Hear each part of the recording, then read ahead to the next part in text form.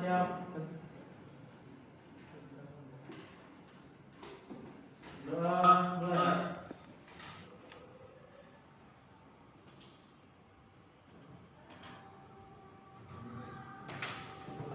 Doa selesai.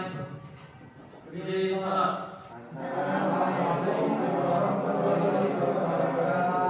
Waalaikumsalam warahmatullahi wabarakatuh. Apa kabar anak-anak? Saya semua? Alhamdulillah saya semua ya. Oke, sebelum kita mulai seperti biasa, kita tadarus Al-Quran terlebih dahulu ya. Kemarin sampai mana terakhir? Ayat kelima, berarti sekarang surat An-Naba ayat 6 sampai dengan 10. Silakan. 1, 2, 3.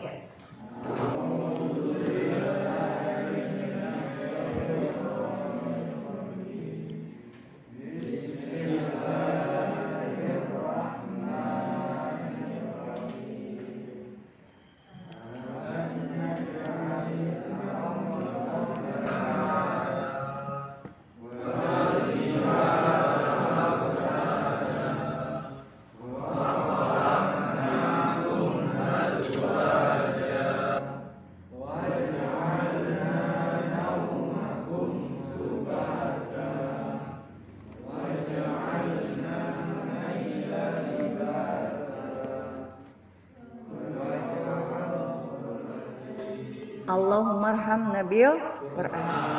Siapa hari ini nggak masuk? Ibu absen dulu ya. Memasuki kegiatan hari ini, seperti biasa kita awali dengan baca lafaz basmalah. Bismillahirrahmanirrahim. Ibu akan mengingatkan lagi karena ini masih fase wabah pandemi COVID-19 ya. Jadi protokol kesehatan tetap dipatuhi, memakai masker, tidak terlepas, tidak berkerumun, jaga jarak dan tetap jaga kesehatan ya. Kemarin kita tanggal 10 November ya. Hari apa itu? Ada yang masih ingat? Hari Pahlawan. Nah, sebagai penerus generasi muda, kira-kira apa nih yang bisa kita tingkatkan setelah memperingati Hari Pahlawan? Rasa nasionalisme dan rasa patriotisme, Bu. Rasa nasionalisme dan rasa patriotisme. Ya, paling tidak kalian bisa menjadi pahlawan bagi diri kita sendiri ya. Seperti apa contohnya? Belajar dengan tekun, memberantas penjahat-penjahat, kebodohan, kemalasan, dan lain sebagainya.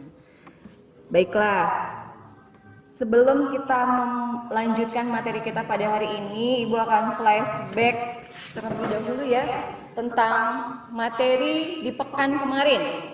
Kemarin kita sudah membahas dalil-dalil iman kepada kode dan kodar dan macam-macam takdir. Ada yang masih ingat nggak? Takdir ada berapa macam? Oke, Farel, Masya Allah, silakan Farel. Ya.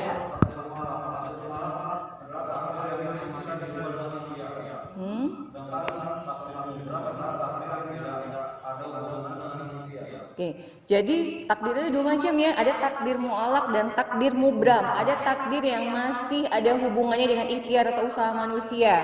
Contohnya apa? Kebodohan, kecerdasan, gitu ya, rezeki. Itu kalau nggak diupayakan maka kita tidak bisa mencapainya. Kemudian ada juga takdir yang tidak ada hubungannya dengan ikhtiar manusia. Contohnya apa? Kematian, kelahiran, dan lain sebagainya. Hari ini kita akan masuk ke materi terakhir pada iman kepada kode dan kodar, yaitu materinya hikmah beriman kepada kode dan kodar dan keterkaitan sikap optimis, ikhtiar, dan tawakal dengan beriman kepada kode dan kodar. Ini tujuan pembelajaran kita hari ini ya. Yang pertama, supaya kalian dapat bersikap optimis, berikhtiar, dan bertawakal sebagai implementasi beriman kepada kode dan kodar. Yang kedua, agar kalian dapat menyajikan paparan tentang makna, tanda-tanda, hikmah, dan manfaat beriman kepada kode dan kodar.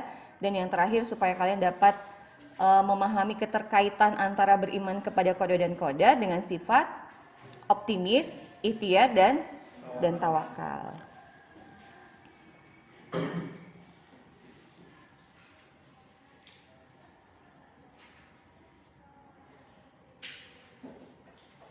Adapun pengembangan karakter yang akan kita capai pada materi ini adalah sikap apa? Optimis, ikhtiar, dan tawakal. Nanti kita akan cari tahu ya, optimis itu yang seperti apa, ikhtiar yang baik itu seperti apa, dan tawakal itu harus langsung tiba-tiba pasrah gitu aja atau ada usaha dulu ya. Nanti kita akan cek satu persatu.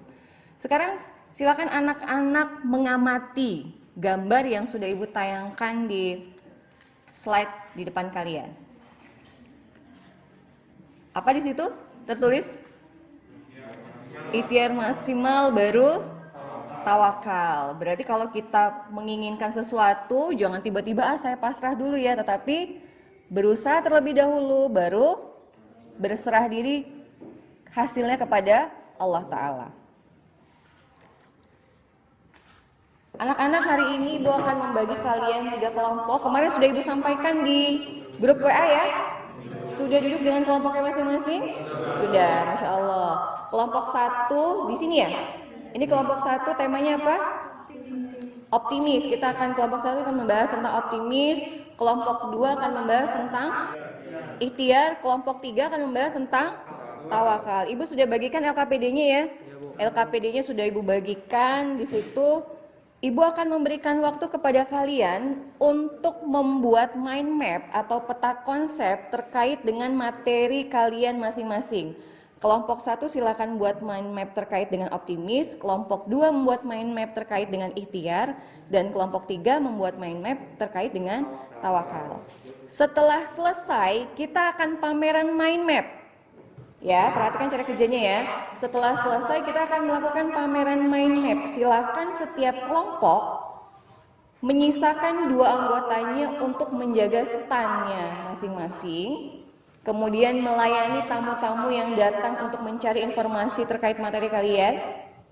Kemudian sisanya silakan kalian untuk berkeliling mengeksplor mind map kelompok lain. Paham sampai di sini? Nah, sekarang Ibu akan berikan waktu, silakan Ananda untuk membuat mind map-nya terlebih dahulu. Silakan, Nak. Kelompok 3 tawakal ya. Oke. Nanti saling berdiskusi. Ini kelompok 2 tentang ikhtiar. Oke.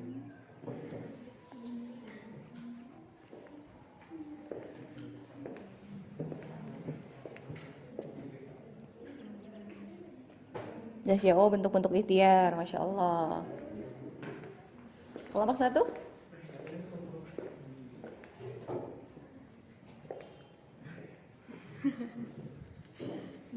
Optimis, ya betul.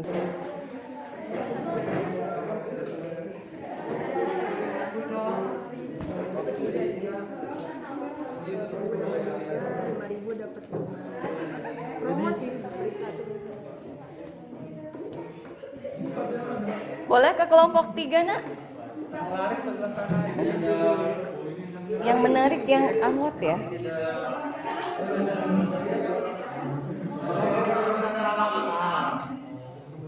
Ada yang membawa kenyataan.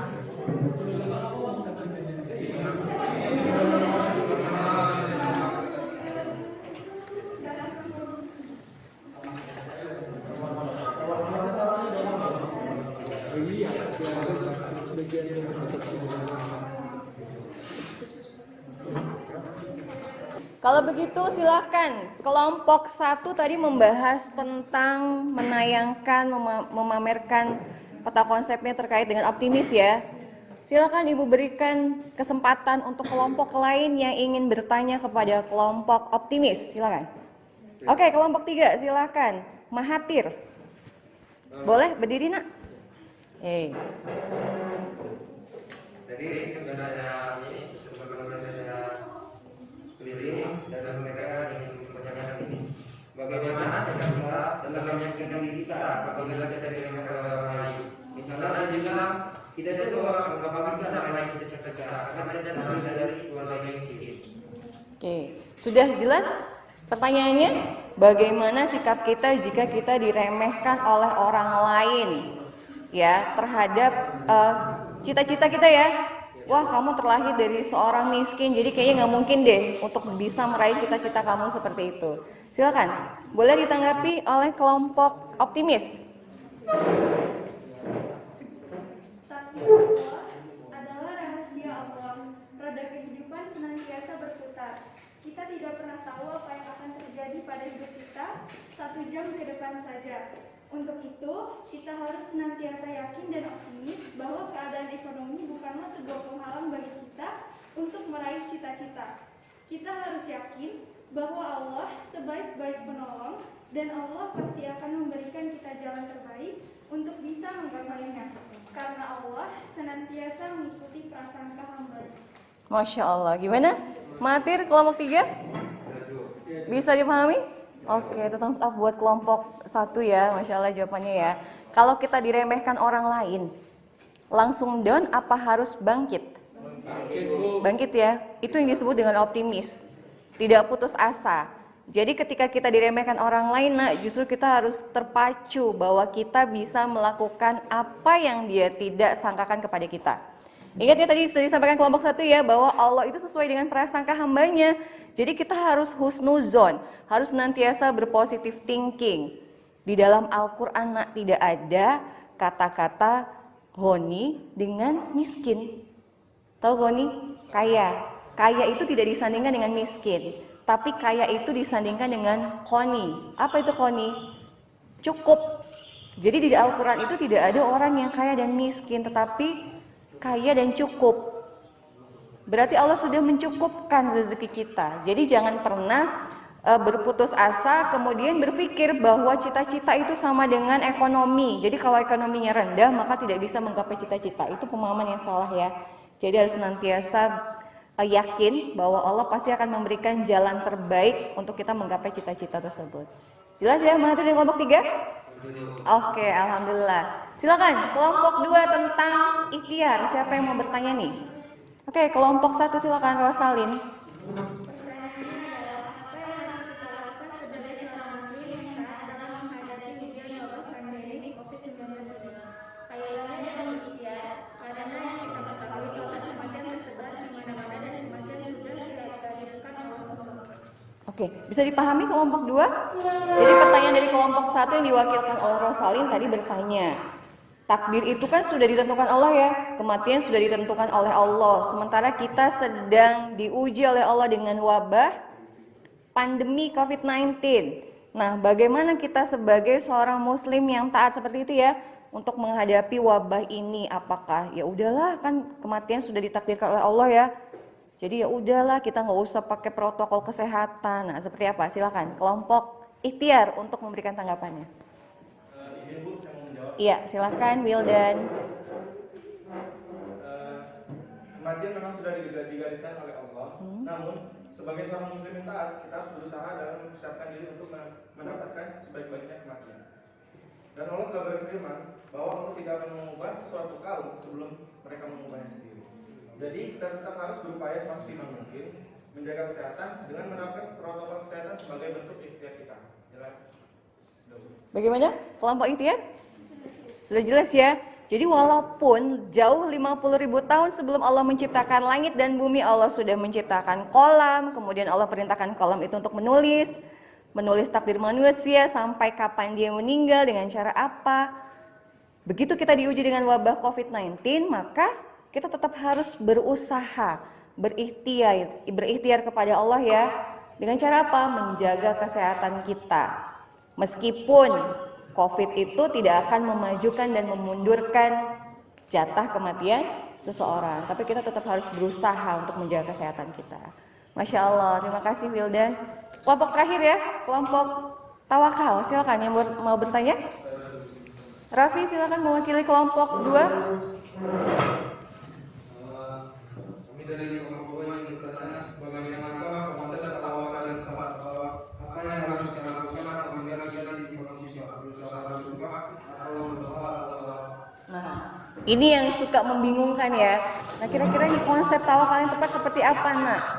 Ada ikhtiar, ada doa, ada tawakal. Mana dulu nih yang harus kita lakukan nih? Apa udahlah pasrah aja gitu? Nah, seperti apa? Silakan kelompok 3 untuk menanggapi. Ya.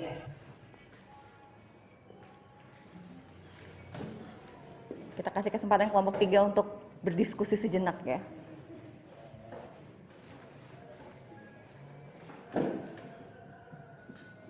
Oke, diwakilkan oleh Al-Kafi, silakan. Terima kasih atas pertanyaannya dari kelompok 2. Izinkan saya menjawab. Tawakal itu adalah proses berserah diri pada Allah setelah semua proses amalan lain telah dilakukan secara optimal dan maksimal. Doa, ikhtiar, optimis, dan tawakal merupakan suatu sikap yang tidak dapat dipisahkan.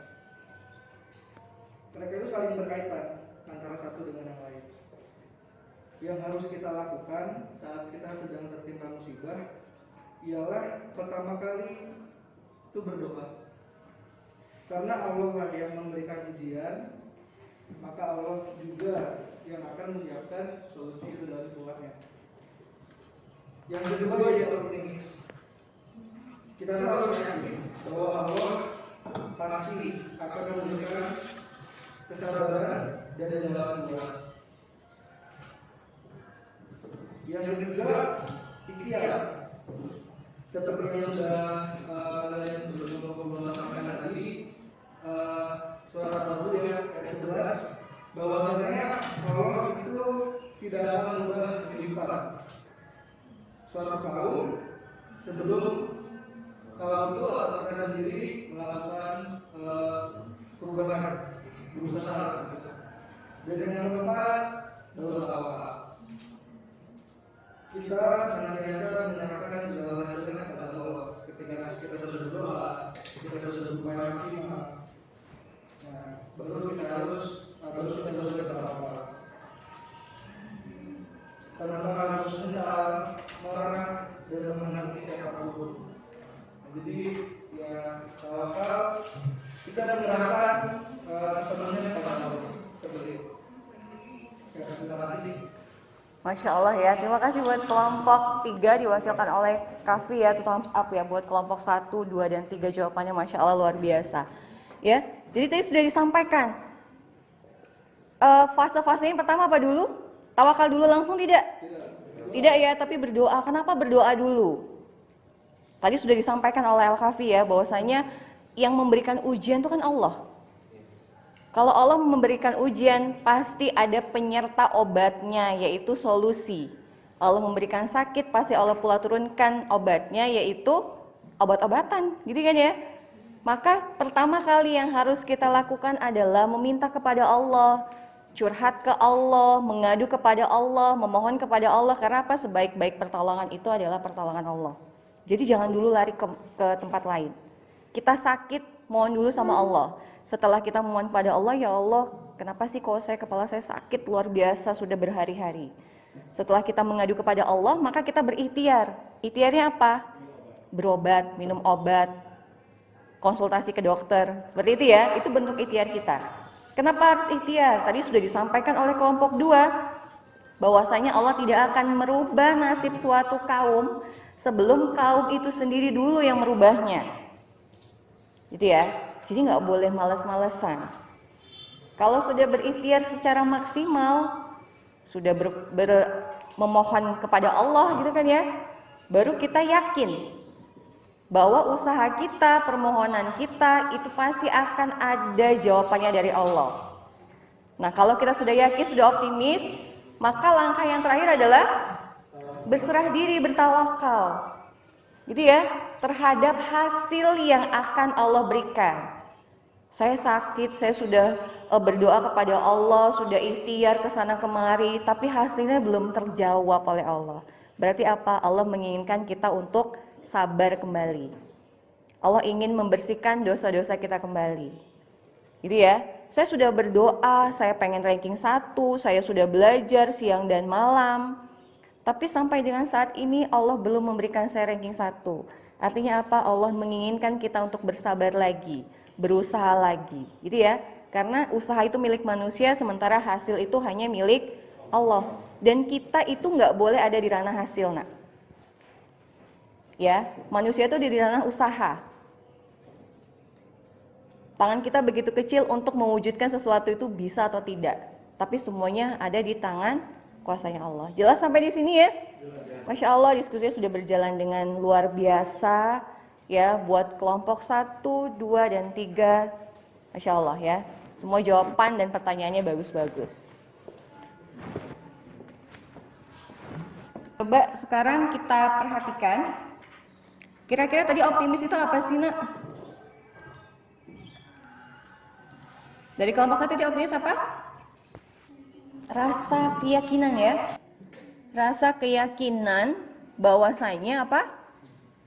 Allah pasti akan memberikan yang terbaik buat manusia dengan jalan yang Allah berikan. Kadang kan ya Nak ya, solusi Allah itu di luar nalar manusia. Dan Allah biasanya memberikan solusi itu kalau kita sudah di penghujung detik-detik kita sudah menyerah. Itu Allah kasih solusi. Seperti itu ya. Ini ada dalilnya di surat Az-Zumar ayat 53. Boleh Nak dibacakan? Yusuf? Kebaca nggak Nak? Kebaca. Bismillahirrahmanirrahim. Qul ya ibadiyalladzina asrafu ala anfusihim la taqnatu min rahmatillah. Innallaha yaghfiru dzunuba jami'an innallaha huwal ghafurur rahim. Yang artinya katakanlah hai hamba-hambaku yang maha pembalas terhadap diri mereka sendiri, janganlah kamu berputus asa dari rahmat Allah. Sesungguhnya Allah mengampuni dosa-dosa semuanya. Sesungguhnya dialah yang maha pengampun, maha penyayang. Quran surah Az-Zumar ayat 53. Masya Allah ya. Jadi di sini Allah sudah memerintahkan kepada kita untuk tidak berputus asa dari rahmat. Tahu rahmat, kasih sayang Allah ya. Rahmat, kasih sayang Allah. Jadi kita nggak boleh berputus asa. Pasti ada jalan, pasti ada solusi. Dan Allah sebaik-baik penulis skenario. Itu ya. Ini bentuk-bentuk optimis. Yang tadi mungkin Ibu lihat dari kelompok 1 juga tidak jauh berbeda dari yang Ibu tayangkan ya. Kemudian ikhtiar. Apa itu ikhtiar? Berusaha secara maksimal. Biasanya Nak, manusia itu memang dihadapkan oleh dua pilihan ya, positif dan negatif. Disitulah peran keimanan kita untuk memutuskan, saya pengen menggapai rezeki saya dengan jalan yang positif atau negatifkah? Yang haram atau halalkah? Yang cepat atau pelan tapi Allah berkah atau tidak? Gitu ya, pasti ada dua pilihan ya. Nih, dalilnya surat Al-Jumu'ah ayat 10, apabila sholat telah dilaksanakan maka bertebaranlah kamu di muka bumi. Carilah karunia Allah dan ingatlah Allah sebanyak-banyak agar kamu beruntung. Jadi kalau sudah nanti, ini hari Jumat ya Masya Allah ya, sudah menunaikan sholat Jumat, Allah perintahkan kita untuk kembali ya, menebari ke muka bumi ini untuk mencari rezeki kita. Yang berdagang-berdagang, yang bekerja lagi bekerja dan sebagainya. Ini juga bentuk-bentuk ikhtiar ya, giat bekerja, disiplin dan tanggung jawab, dan lain sebagainya.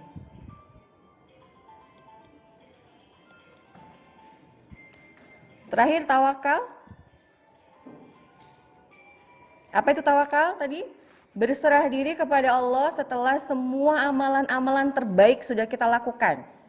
Ya, jadi kalau kita sudah berusaha, belajar, berdoa, kemudian kita berserah diri kepada Allah atas hasil kita untuk mendapatkan peringkat pertama, prestasi, kemudian masuk ke PTN yang kalian impikan, seperti itu ya.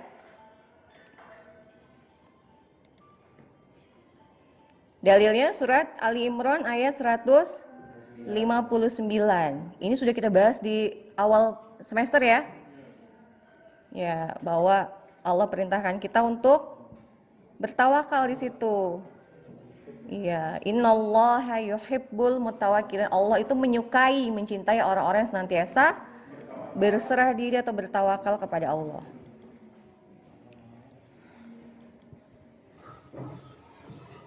Jadi, kesimpulan kita apa nih? Apa kira-kira hikmah dari beriman kepada qada dan qadar? Yusuf silakan. Mempunyai semangat ikhtiar. Yang pertama mempunyai semangat ikhtiar. Kemudian apa lagi? Jiwanya tenang. Nah, kalau kita sudah berusaha, kemudian kita yakin, kita optimis, kemudian kita menyerahkan segalanya kepada Allah, jiwa kita akan merasa tenang. Apalagi? Boleh seuzon kepada Allah? Tidak, tetap husnuzon kepada Allah. Bahwasanya setiap apa yang Allah berikan kepada manusia pasti ada hikmahnya ya. Pasti ada maksud yang Allah ingin berikan kepada kita, maksud yang terbaik. Kemudian apa lagi? Bersifat optimis dan Iya, yang tadi dibahas. Kita jadi punya rasa optimis yang tinggi, semangat berikhtiar yang tinggi, kemudian motivasi untuk bertawakal kepada Allah. Hari ini Ibu akan membahas lebih dahulu evaluasi pekan yang lalu. Ya. Sudah dibagikan semua ya evaluasi pekan lalu ya. Kita koreksi bersama, ada 2 soal di pekan lalu. Silakan yang mau jawab. Nomor 1 siapa? Yusuf, silakan nak. Boleh, Masya Allah. Sudah bisa dipahami? Kalau yang agak mirip-mirip sama dikasih poin 50 ya. Oke, totalnya 100. Kalau sudah, boleh disingkirkan dulu di pinggir. Dilanjutkan evaluasi yang hari ini nak. Dan penilaian diri yang ada di LKPD kalian, tolong kalian checklist ya. Penilaian diri hari ini silakan dikerjakan.